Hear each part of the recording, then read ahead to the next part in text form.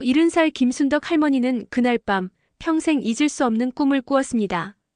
어둠 속에서 흔들리는 촛불, 그리고 무당의 불길한 실루엣이 할머니를 향해 손가락을 가리키며 집안에 큰 재앙이 닥칠 것이라 경고했습니다.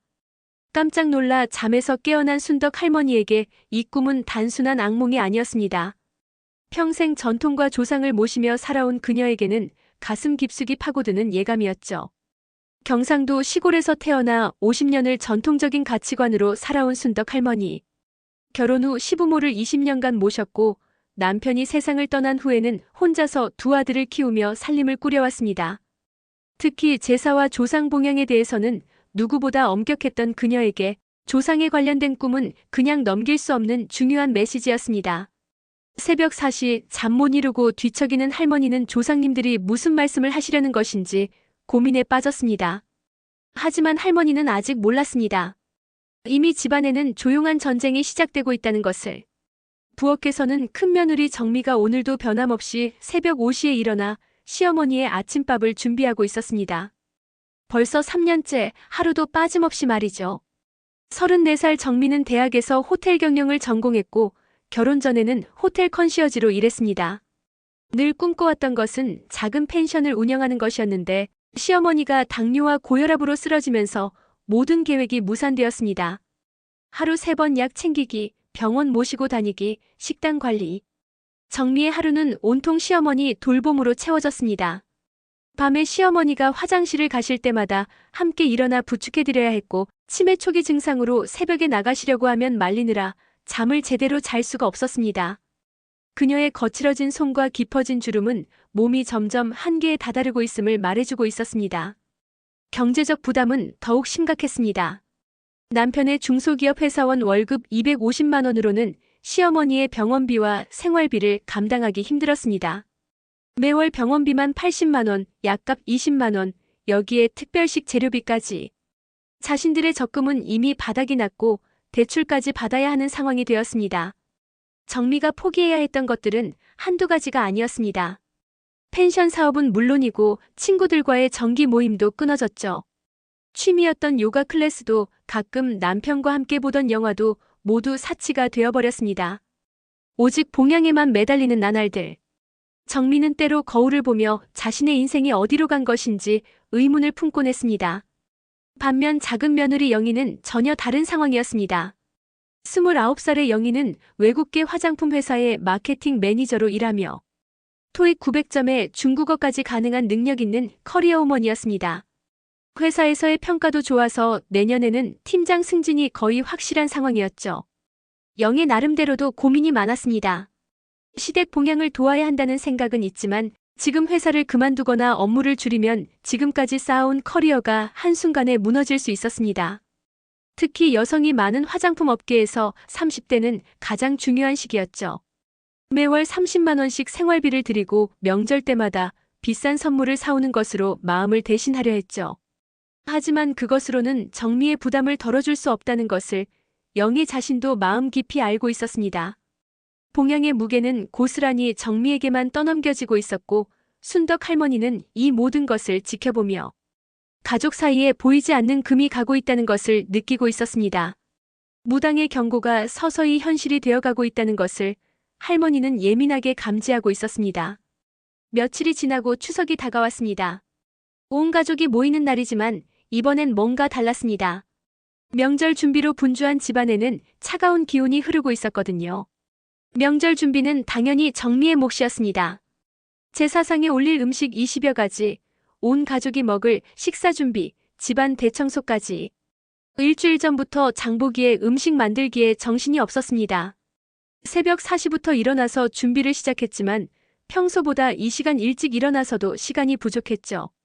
그런데 오전 10시쯤 영희에게서 예상했던 전화가 왔습니다. 회사에서 갑자기 중국 바이어 미팅이 잡혀서 오후에 들어가겠다는 것이었습니다. 제사는 오후 3시인데도 말이죠. 전화를 끊고 나서 정미는 한숨을 쉬었습니다. 예상했던 일이지만 그래도 서운한 마음은 어쩔 수 없었습니다. 오후가 되어서야 영희가 도착했는데 손에는 비싼 선물을 잔뜩 들고 있었습니다. 시어머니께 드릴 고급 건강식품, 전복 세트, 한우까지. 아마 30만 원어치는 좋게 될 것 같은 선물들이었죠. 하지만 선물을 받는 순덕 할머니의 표정은 밝지 않았습니다. 영희는 항상 이런 식이었거든요. 비싼 선물로 마음을 대신하려 하지만 정작 할머니가 원하는 건 그런 게 아니었습니다. 할머니가 정말 원하는 것은 함께하는 시간이었습니다. 손자, 손녀들 이야기를 들려주고 옛날 이야기도 나누고 그리고 무엇보다 정미를 도와주는 마음이었죠. 하지만 그런 마음을 직접 표현하기는 어려웠습니다. 제사를 지내는 동안에도 어색한 분위기는 계속되었습니다. 정미는 혼자서 상을 차리고 영희는 뒤늦게 와서 잠깐 절만 하고 끝. 가족들이 모였지만 진정한 화합은 없었죠. 조상님들께서는 이런 모습을 어떻게 바라보고 계실까요? 형식적인 제사, 마음이 담기지 않은 예의, 서로에 대한 서운함. 이게 진정한 조상 봉양일까요? 제사가 끝나고 나서는 더 큰 문제가 기다리고 있었습니다. 제사상 정리와 설거지였죠. 그릇만 해도 50개가 넘었고 상을 차린 그대로 다시 정리해야 했습니다. 정미는 묵묵히 설거지를 시작했고 영희는 거실에서 휴대폰을 보며 회사 메시지를 확인하고 있었습니다. 정미가 도움을 요청했지만 영희는 내일 아침 일찍 나가야 한다며 준비할 게 많다고 했습니다. 그 순간 정미의 마음속에서 뭔가가 터져버렸습니다. 3년 동안 참아왔던 모든 감정들이 한꺼번에 밀려올랐거든요. 새벽부터 밤까지 혼자서 감당해온 모든 것들, 포기해야 했던 꿈들, 친구들과의 관계까지 멀어지며 느꼈던 외로움과 서러움. 그리고 지금 이 순간까지도 혼자 감당해야 하는 현실이 한 번에 쏟아져 나왔습니다. 정미는 떨리는 목소리로 자신의 억눌린 감정을 토해냈습니다. 영희가 편하게 승진도 하고 월급도 많이 받으며 자유롭게 사는 동안 자신은 30대 인생을 통째로 포기하고 여기 매여서 혼자 살고 있다고 말했습니다.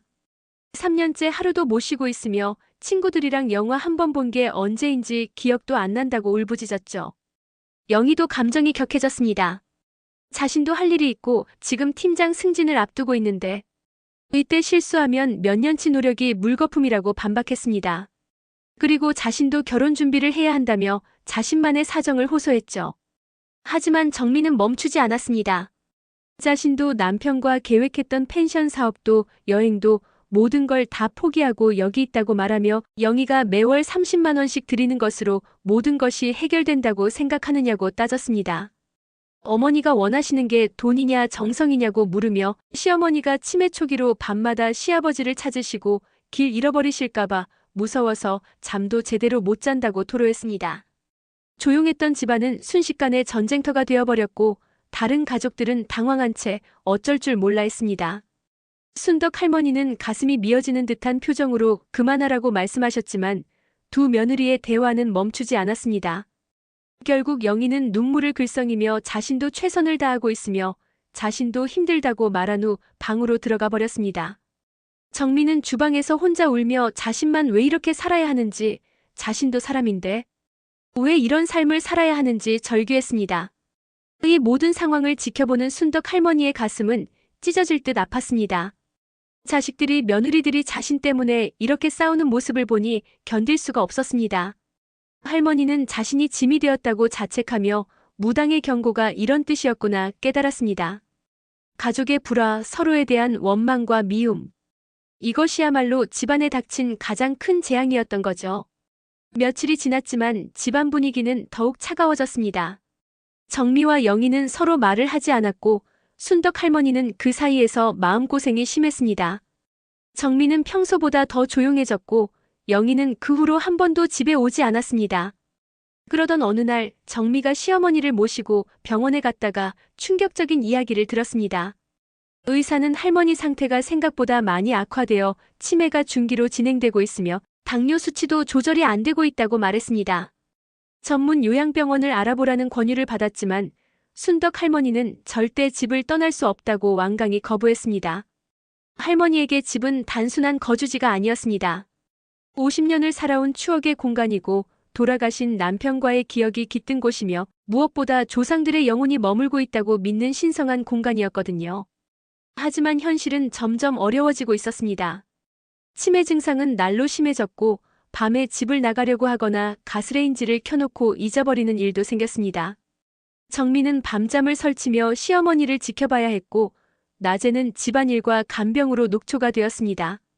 남편에게 도움을 청해도 남편 역시 직장일로 바빠서 큰 도움이 되지 못했죠. 그로부터 일주일 후 순덕 할머니에게 믿을 수 없는 전화가 걸려왔습니다. 아침을 준비하던 중 울린 전화벨. 경찰에서 조상 묘지에 이상한 일이 생겼으니 바로 나와보라는 것이었습니다.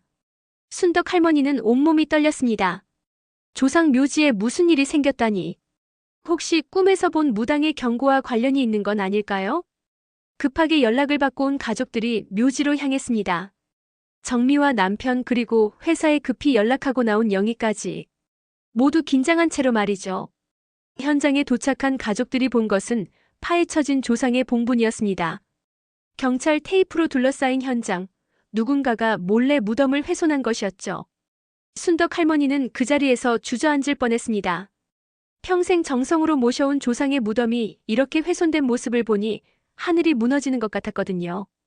가족들은 망연자실했습니다. 도대체 누가, 왜 이런 일을? 경찰 수사가 시작되었고 다행히 묘지 입구에 설치된 CCTV가 있어서 수사에 도움이 될 것 같았습니다. 온 가족이 불안에 떨며 기다린 며칠 동안 순덕 할머니는 밥도 제대로 드시지 못했습니다. 조상의 무덤이 훼손된 충격이 너무 컸거든요. 할머니는 자책하며 가족들이 불화하는 것을 보고 조상님들이 화를 내신 것이라고 생각했습니다. 마침내 며칠 후 경찰에서 연락이 왔습니다. 범인을 잡았지만 상황이 복잡하다는 것이었죠. 경찰서로 향하는 가족들의 마음은 분노와 궁금증으로 가득했습니다. 경찰서에서 들은 이야기는 충격적이었습니다. 범인은 동네에 사는 김철수라는 60대 남성이었는데 혼자서 치매에 걸린 85세 어머니를 돌보고 있는 분이었습니다. 어머니 병원비가 월 300만 원이 넘게 나오면서 생활이 완전히 파탄났고 가게도 문을 닫고 빚도 많이 졌다고 했습니다. 더욱 황당한 것은 그가 점집에서 들은 말 때문이었습니다. 무속인이 다른 집 조상 무덤에서 흙을 가져다가 어머니 베개 밑에 두면 병이 낫는다는 말을 했다는 것이었죠. 김철수는 그 황당한 이야기를 믿고 밤중에 몰래 묘지에 들어가서 흙을 가져간 것이었습니다. 경찰이 김철수를 데리고 왔을 때 그는 60대 중반의 초라한 모습이었습니다. 며칠을 구치소에 있었던 탓인지 몰골이 말이 아니었죠. 그는 고개를 숙이며 정말 죄송하다고 말했습니다. 어머니가 너무 아파서 병원비를 감당할 수가 없어서 그랬다고.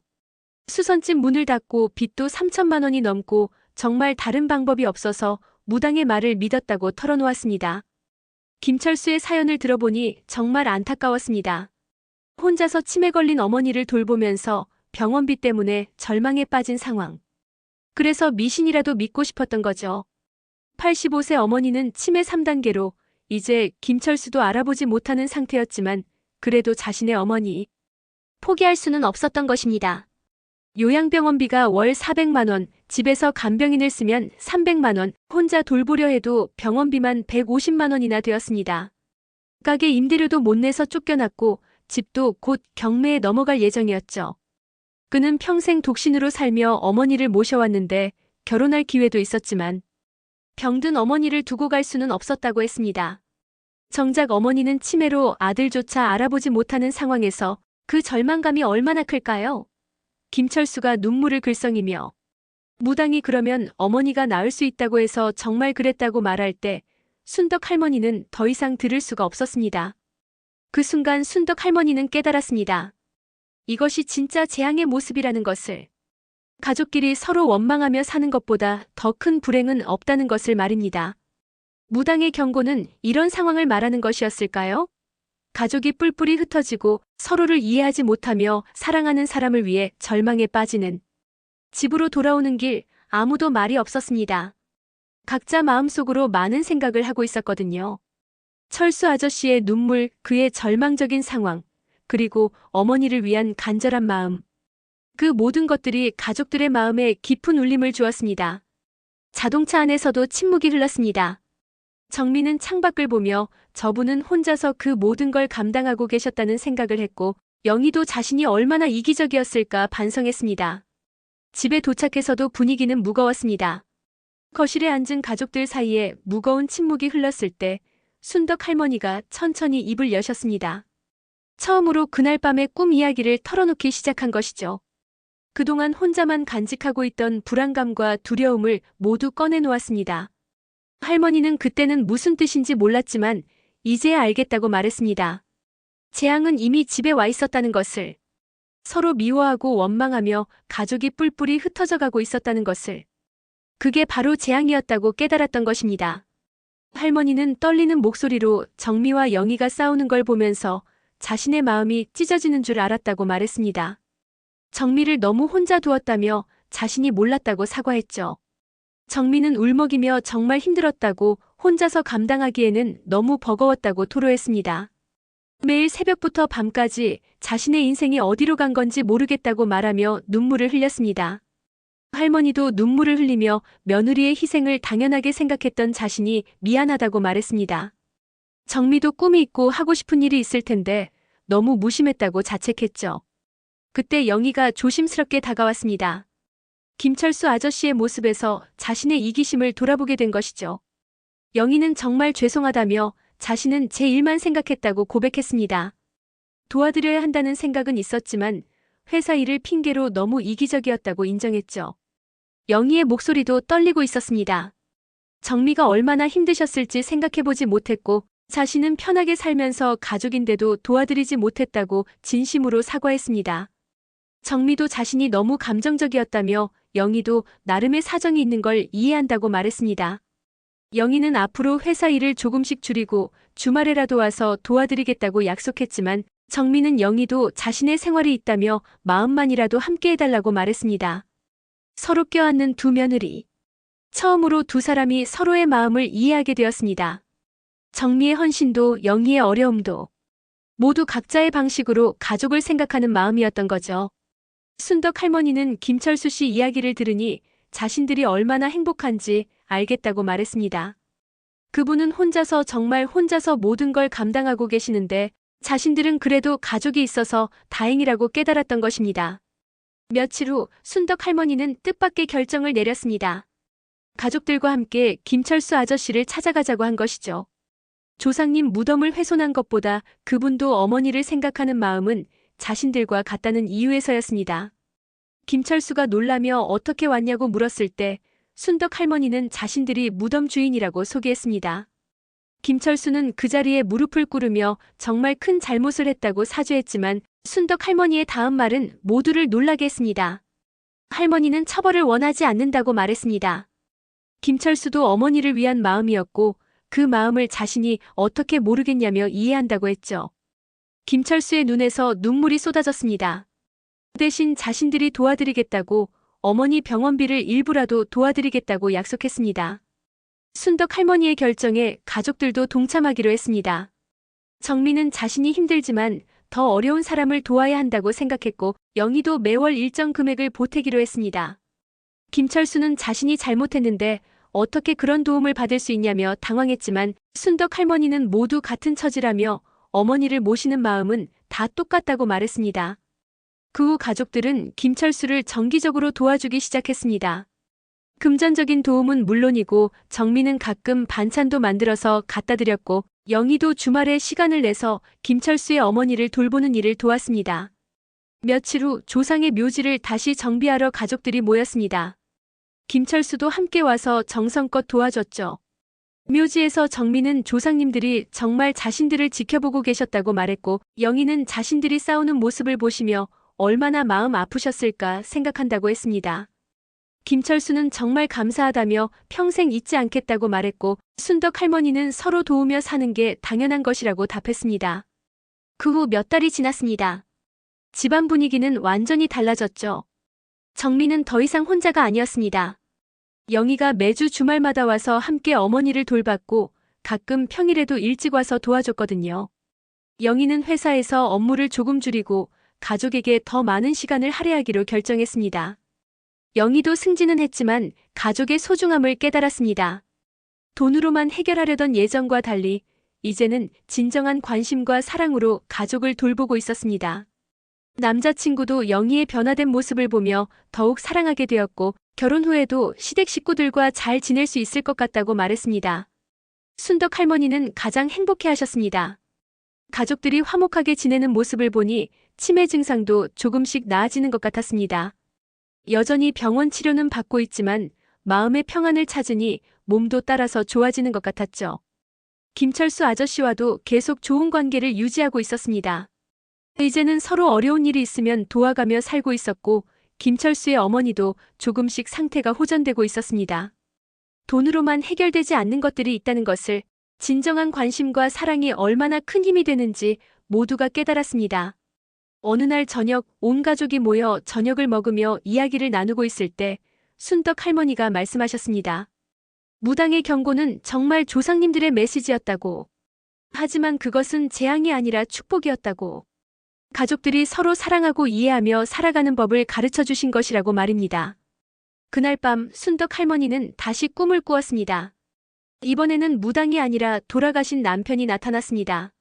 남편은 환한 미소를 지으며 말했습니다. 잘했어, 순덕아.